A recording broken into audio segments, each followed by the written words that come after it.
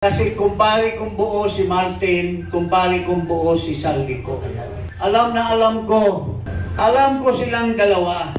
Hindi ko lang sasabihin ngayon at a proper forum, sasabihin ko lahat ang naririnig ko sa mga usapan nila.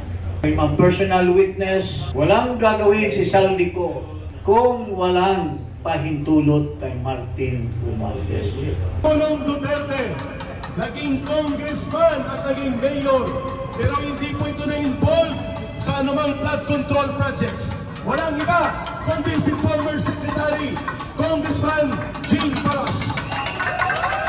Magandang hapon po sa lahat nating mga kababayan na nakikinig dito sa ating konting huntahan, dito sa very monumental at memorable na EDSA. Ako po'y nagiyahan, pero yung puso ko at diwa ay kasama ninyo. Dahil po, dumating tayo sa isang panahon na kahindig-hindig na at talagang masakit na sa puso ng bawat isang Pilipino. Magmula noong 2022 hanggang ngayon, ang ating mga kababayan ay wala talagang napapala sa gobyerno ni Pangag Marcos, mga kababayan. Umabot na tayo sa isang chapter ng paghihirap na talagang sobra-sobra na itong korupsyon na nangyayari po sa ating bayan. Sinasabi ni Marcos, mahiya kayo. Sinasabi niya sa mga kasama niya, mga kasabwat niya. Pero hindi ba dapat, mga kababayan, sasabihin natin kay Marcos na bakit sila lang ang mahiya? Di ba ikaw ang numero 1 na mahiya? Dahil Marcos, kung hindi ka bobo at hindi ka stupido, walang pera na malustay.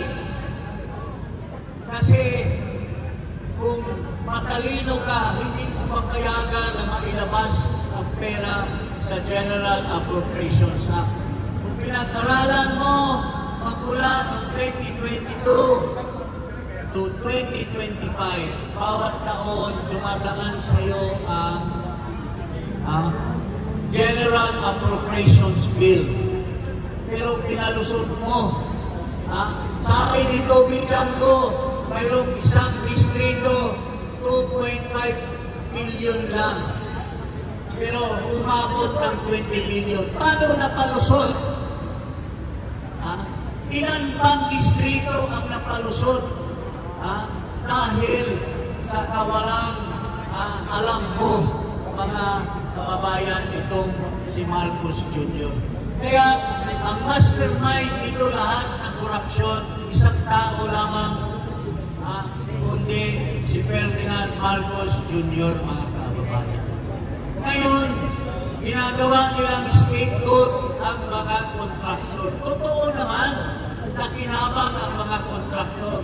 Pero yun lang ang tutumbukan nila, pero yung mga nasa likod, itong korupsyon na ito ay makakaligtas. Tulad noong panahon ni Janet Lim Napoles, ang daming mga kongresista, congressmen, senador na involved.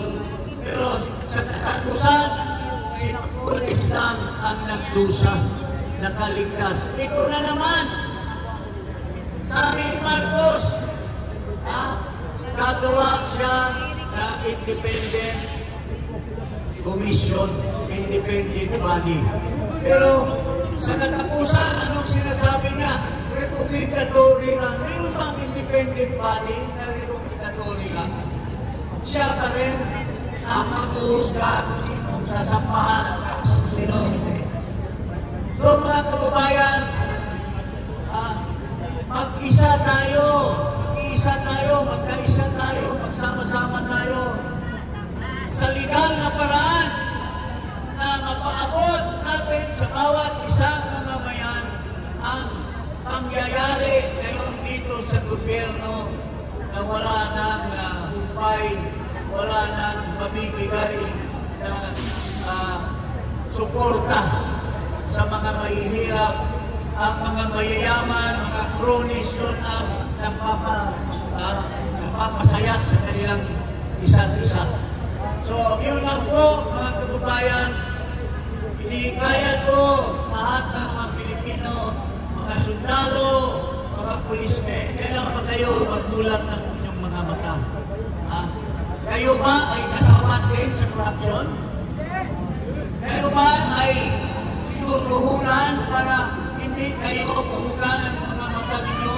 Panahon na ngayon na ang Pilipino ay magkaisa para atin na ipagsama-sama sa isa't isa na ating ipa-ulkan sa buong Pilipinas, sa buong mundo kung paano sama ang ating panggobyerno ngayon, mga kababayan. So hindi ko na hamaan pa ang ating salita. Ito na lang, walang ibang mastermind sa lahat na ito. Kundi ang presidente ng mga sa Pilipinas na walang ginagawa kundi pagliwaling lang, gagastusin ang natakot-takot na bilyon-bilyon. Ngayon, magta-travel na naman ulit siya sa Cambodia. Anong gagawin niya doon? Pulustahin na naman ang pera. At mga kababayan, bakit tayo mahina ang loob? Bakit ang Indonesia? Sila kasi galing din ang dugo nila sa isang mga taga-Asya. Bakit natin hindi tularan ang ginagawa ng ibang bansa na hindi nila pinapalampas ang masamang gobyerno ng mga tao, ng mga politiko, nag-iimbak ng marami-raming pera, mga kababayan. At karangyaan lang lahat ang ginagawa.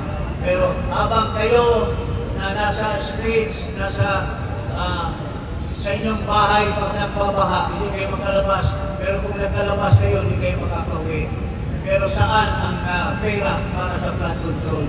Nasa bulsa na mga politiko. Itong mga contractors, kasangkalan lang nila para kumita sila, mga kababayan. So, anong isisigaw po natin? Dito sa gobyerno. Marcos Alisan! Marcos Alisan! Marcos Alisan! Marcos Alisan! Mabuhay ang Pilipino at wag sana patuloy ang mga duwag na nandyan lang sa tuloy-tuloy ang chat, pero wala naman hindi sumasama sa atin at ipadayag o ipakita na tayo ay lumalaban para sa ating kapwa Pilipino, mga kababayan. Ayun! Magandang hapon sa inyo lahat. Maraming salamat, former Secretary Jean Paras.